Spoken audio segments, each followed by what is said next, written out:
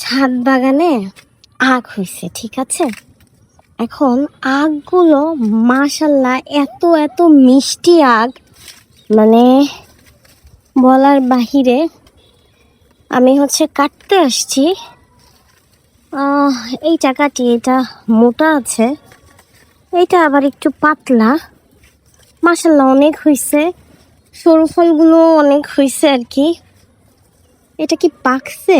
আমি বুঝি না যে অ্যাকচুয়ালি মানে ফল যখন পাততে আসি মানে এটা বুঝাই যায় না পাকছে কিনা। এই যে থাই পাতা আছে, এবার থাই পাতা অনেক হয়েছে। আর এই পেয়ারাটা কাঁচা, নলে খাইতাম। আর এইখানে আম্মু গাছগুলো আর কি এই যে ছাটাই দিছে, এখান থেকে দেখেন কতগুলো ফুরি হয়েছে আর কি।